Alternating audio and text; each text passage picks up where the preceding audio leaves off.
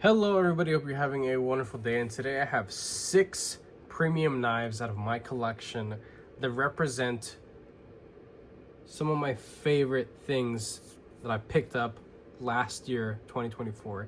Yes, we are now in 2025, but I think it's worth talking about these knives, and the 6 that I have pulled out here represent stuff that I would like to see more of, whether it's asking more and pushing the envelope with these manufacturing companies, whether it's US production or overseas, and stuff that I would also like to look forward to experiencing as well. Some stuff is USA made, but most everything else is overseas, whether it's Taiwan production or made in China. We're gonna go ahead and start from the most affordable one here. Let's see, we're just putting them in order. This dude right here, this is the Concept Knives Loki. This has skiff thick washers in here because that's the action that I prefer with this particular design. This little thing has definitely surprised me. And while I have given a lot of crap in the past to Concept, this thing is something that has put the company in a slightly better light. Their execution of their blade is something that really speaks to me, absolutely.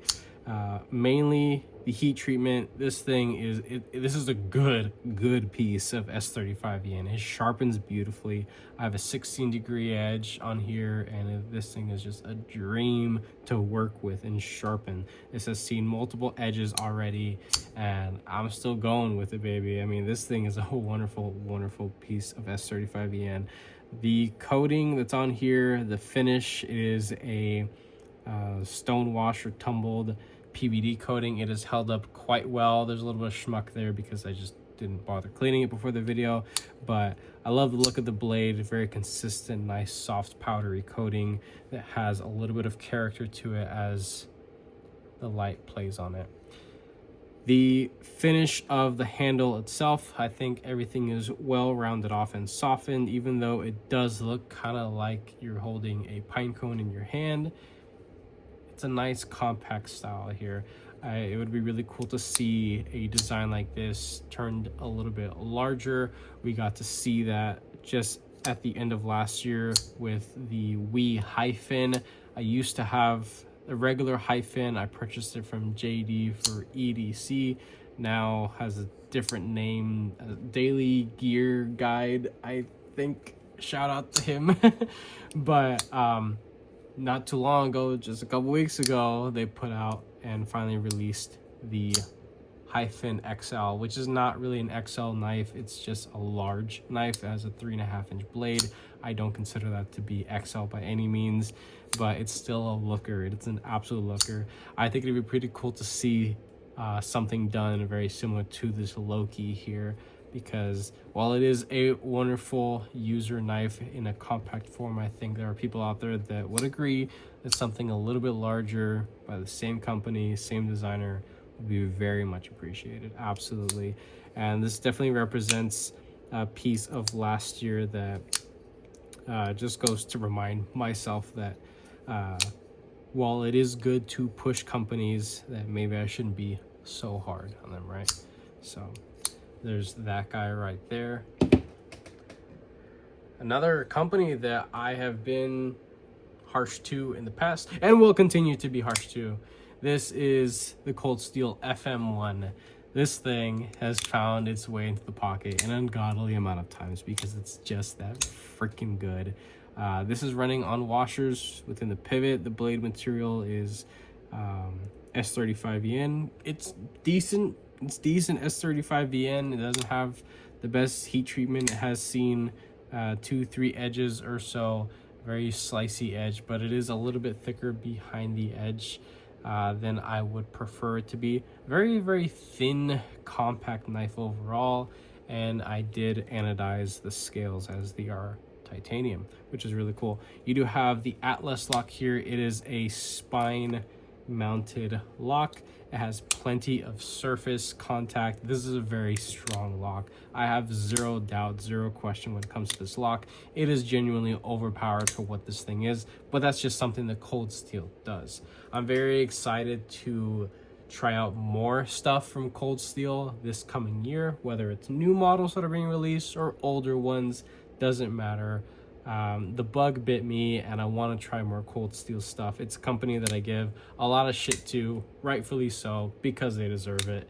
It's a thing to poke fun at, all in good fun, right? So these are knives not to be taken super seriously, but I do enjoy this design overall. The silhouette I think is beautiful. When it comes to actual use, in hand, in and out of the pocket, it's a treat. It's an absolute dream. I genuinely enjoy this knife and it's here to stay. I love the lock. I do wish that the execution of the jimps were a little bit more aggressive, because they do kind of feather out there and kind of soften up, but you get used to it. There is a black version of this as well, and I think that the price is barely justified. But if you like the look, you're gonna be happy with it. I am very happy with owning this piece right here. And you also flip the clip if you want to, as this is a fully ambidextrous styled design right here by Cold Steel. So again, the FM1, wonderful piece. Love that. A knife that I used to own the larger variation, and I don't actually regret too much getting rid of it. This is the Kuu Compadre. This is the smaller variation of the Padre, and this is the more gussied up reverse tuck. So there is a full DLC version, but I think this is the one that is more the looker, because it just has this nice powdery titanium finish here. It is a higher quality, like a sand blasting on the scales here. It's beautiful. You do have a nice contrast with the, I guess, Damascus pivot collars there. You do have plenty of color peeking out, a little bit of oranges and reds, blues and purples, all the good stuff. Just a lot of color and character packed into those little collars right there. Wish they were bigger, but they're all right for what they are. And of course, the mirror finished DLC blade. It is a polished mirror over a satin, so it's not ultra reflective. If it was polished DLC over something like a bead blast or a genuine full polish through and through, it'd be a different experience, but it would also put this knife into a much further price point. This thing is about $300. It's a good chunk of money for what a lot of people would consider kind of a small knife. It is compact, definitely, but this thing just has so much character and so much utility as well. This blade shape, this angry moose knuckle camel toe looking freaking blade shape, it's wonderful, it's beautiful, it's everything that I wished it would be, and it has definitely made me quite happy owning it. From a sharpener, from a user's perspective, it's wonderful. I have a, believe, 16 or 17 degree edge on here. This is a piece of Vanex, and while I do not have a lot of experience when it comes to Vanex, as in comparing it to how other companies and their heat treat protocol, I'd say that from my past experience with Kuu, whether they're working with really exotic blade materials or stuff that's a little bit simple, I guess more common, I don't want to call it simple, their heat treatment protocol, they care about it. They care about it quite a bit, and I'm sure they factor that into the overall price point for the consumer. And you know what? I'm all for it. I am very happy, and I'm a confident buyer when it comes to purchasing something from Kuu, because I know I'm going to get a well executed piece for sure. It is definitely a spicy bullet to bite, but glad to have it in the collection, definitely. The larger one, the full-size Padre, was a wonderful piece as well, but I am more than content with this one right here. It is definitely on the smaller side, but as you can see, plenty of room, even in its smaller form here. and the action running on the stock bearings. I believe they're like the multi-row or staggered ceramic bearings in a nylon cage. It's plenty smooth for what it is. I still am on the hunt for some skiffs for this. I will get it eventually. This is a knife that represents a part of last year where I bought a knife where at a time I probably shouldn't have, but I got it anyway, and it still makes me happy to this day. So I want to see more of this kind of stuff, and Kunwu is definitely delivering already when it comes to putting out stuff like this. Expensive stuff, definitely, and they are starting to venture into producing budget stuff. I believe they're still making stuff for Asher knives as well, which is really cool. And I hope to see them do more OEM work for other people, because if they're making stuff that feels this freaking good for creative individuals within this community, I'm here for it. Absolutely. Something that's a little simple, a little boring on the surface, but it's still quite a bit of a treat right here. This is, I think, the only piece of Riot production knifeness that I have throughout my whole collection. I don't have a lot of Riot stuff. I used to own a handful of stuff produced by Riot, and my collection has changed so much just within this past year. A lot of things have come and gone. Thousands and thousands of dollars have come and gone out of the collection just within last year, and this is the only thing that really made it through 2024. I did try to sell it off once because I wasn't feeling it at the time. It kind of sat there for a while and nobody picked it up. I had a lot of offers and a lot of people interested in it because it was essentially brand spanking new. I had hardly used it. I had reprofiled the blade, put a sick edge on it, and I was selling it with skiff washers and bearings. And so I had a lot of people that were interested in it, but no one that actually pulled the trigger, and you know what, I'm grateful for it. I do have skiff thick washers in here, and it is quite a joy. You could see that it is not hindering the action one bit. It is still very, very reliable to deploy and buttery smooth. Just Riot production knives with skiffs. It's a match made in heaven, absolutely. And this is the variation of the Scapegoat that doesn't have the visible screws. They're actually hidden. They're underneath down in there. They screw from the back, essentially keeping a nice clean look. This knife will be receiving a lot of customization. I'm probably going to be doing some work to the edge all around, and I'm thinking of doing like a black and gold kind of look, or an acid tumbled and gold main body. I think that's the look I'm probably going to go with. The M390 on here, I don't care for its heat treat. I think it's a little soft for what it is, and a little bit of a disappointment coming from a company that is held in such high regard as Riot is. A lot of people, myself included, will consider Riot as the #1 Chinese OEM or overseas OEM, but realistically, with this piece of M390, maybe I won't be singing the same song this year, but I hope to see more stuff from them. As far as I know, they are working with new things like S90V and Magnica and maybe some other stuff, and I want to be able to experience that level of other materials to speak a little bit more confidently about them, of course, not just mimicking what other people say or just wording what other people say. When I watch other people's content, I want to experience it myself, of course, but I do enjoy the production quality of this, the fit and finish. It is beautiful. The only genuine critique that I have about this is their execution of M390. It's just not as hard as I would like it to be, but realistically, I don't have the capability to put this knife through what it's actually capable of being put through. So cardboard and plastic, maybe some stuff in the kitchen, maybe a thing or two out in the yard. That's about it. But this is a knife that I definitely would like to be able to hold on to more stuff from Riot and experience more stuff from Riot this coming year. It'd be pretty cool to see some budget-oriented stuff handle some budget-oriented stuff from them that is built to the same tolerances. they have already produced a handful of things that are of that nature, and I'm just waiting to check them out. So now the last two here are US production stuff.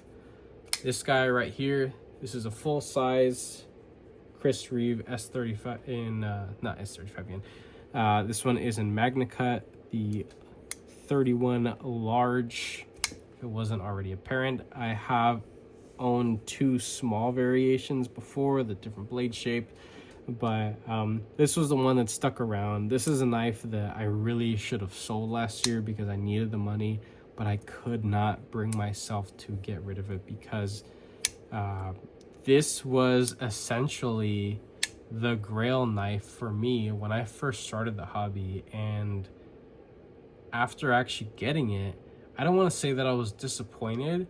It's just that I had experienced enough in this category for this not to have been such a shock to me. I was well prepared, I want to say. So I don't want to say that I was let down or anything negative like that, but I think I was well prepared. I prepared myself well to experience what I have experienced so far. One really cool thing that I do like to share about this is that this is probably the best piece of S35EN. Why do I keep saying S35EN? Because they were probably offered an S35EN for forever and a day. But this is the best piece of Magna Cut I have ever experienced so far. I've probably had like 10 to 13 different knives of different manufacturing origin that had Magna Cut, but it's not like this, not at all. Maybe it's the blade shape, maybe it's the way that it's ground or the finish or whatever it is, but this thing is nice. This thing is really nice to use. I have a 17-degree edge on here. It's performing just as good as you would think a 17-degree edge would perform on a blade shape like this. And this thing is broken in beautifully. The studs, they're still fucking garbage, but I can comfortably reverse it and flick it comfortably for the most part. I'm just not gonna do it all day, right? Well centered, well kept and maintained and lubricated, not abused. It's still just a cutting tool. Nothing really special about it, but it is a cutting tool to the highest production standards possible. Still an expensive knife. I still can say with full confidence that I am a happy customer owning this, but I wouldn't want to have to buy it again. So if I lost this today, I would not buy another one anytime soon unless I got a sick deal on it, but I would not buy a brand new one of these. I did buy this brand new, and you can get something just like this, just as good as this, for $150, even $200 something off on an aftermarket site like Blade Binge.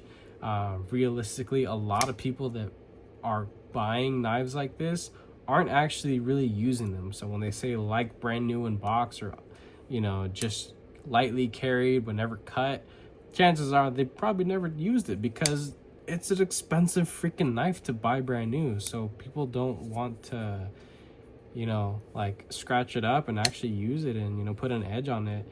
But this thing finds its way into the pocket quite a bit, and I love using it. This will be seeing some customization. I'm thinking of purple. I think that that'd be pretty fun to do.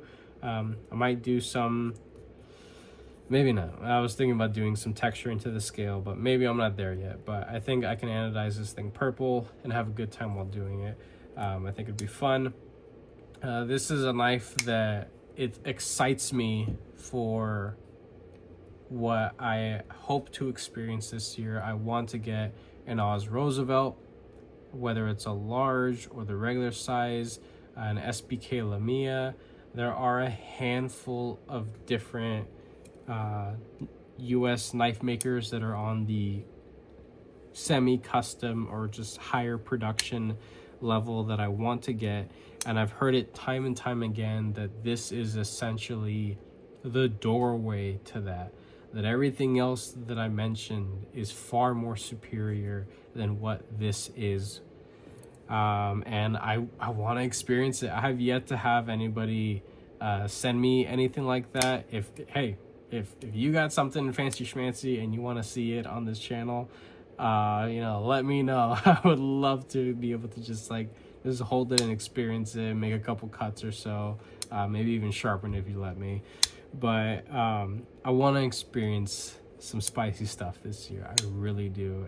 And this knife reminds me of just a little taste. This was essentially like the pinnacle for me last year, to be able to purchase this knife and actually freaking hold on to it, you know, not sell it just because I needed the money.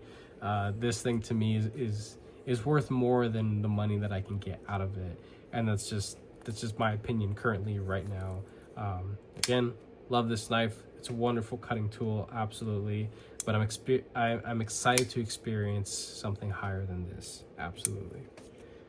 And last, but most definitely not least, this represents a handful of different things for me, and that I'm also excited to see more come out of. This is a Microtech standard issue, the MSI. This is of a batch that has a nice solid lockup, you know, no problems or anything like that. The design of this is a little bit different. If you take a look here, a stop pin design, it has the visible screws on either side, unlike the really early ones. And I do have some original GOAT gunner grip, or I forgot what it's called, but it was like rifle, it was like some gun stock related milling pattern on here. So these fully custom scales, the scales cost more than the freaking knife itself, but I am a happy customer buying something like this from Original GOAT because they make beautiful aftermarket parts. Absolutely. The fit and finish of these scales are immaculate in my opinion. I have handled a handful of different things from Original GOAT, and I've heard even better things from them. So just beyond my experiences, I've heard plenty of good stuff. I know they make stuff in aluminum and other materials, other types of like fancy plastic and whatnot, but the titanium is where it's at for me. This is what scratches that itch, and this will be seeing some anodizing eventually. I just don't know what I'm going to do with it yet, color scheme wise. But this is a US production knife that I never thought would have come out of last year, and I hope to see a smaller variation of this. I think that would be very well received because this is a large freaking knife. It's a very lengthy goddamn knife. And I think a lot of people would enjoy having something like this in maybe a little bit more of a compact format, and as well as maybe implementing a hollow grind on here. It's not super necessary, but I think it would be nice to have a smaller one that has a hollow grind just to keep up with cutting capabilities and things like that. But this knife is pretty freaking sweet. I hope to see more stuff from Microtech that is legal for somebody like me to buy living in California, that is not a public service member or not a military personnel. So as just a regular freaking civilian, I can purchase and own something like this, and you know, I'm not, you know, breaking any, I guess, knife carry or purchase laws, right? And the scales from Original GOAT, I would like to see more stuff and experience more stuff from them, their titanium stuff, definitely. So that's it. Those are the knives, the higher end knives of last year that are absolute treats and highlights for me, genuinely. These things have just they've been treating me well, definitely. And I used to have a lot nicer stuff, a lot fancier stuff towards the beginning of last year, but I did get married last year and I had to sell a butt ton of stuff to do what I had to do. Well worth it, definitely. The collection's always going to fluctuate in value, but I'm very excited to see what else I'll be experiencing this year. Definitely, I want to be able to check out more higher end US production stuff, because just seeing it all over different media accounts and platforms, I'm just sitting there just drooling, just looking at some of this stuff. It's just the creativeness and design language of some of these guys out there, and gals as well, is beautiful work. Absolutely. So excited for that kind of stuff this coming year. If you guys like this video, go ahead and leave a like down below. If you are subscribed, thank you so much. I appreciate all your support and your patience. Of course, if you are not subscribed, please consider subscribing. I have plenty more videos and content coming you guys this way. And with that being said, I hope you have a wonderful rest of your day.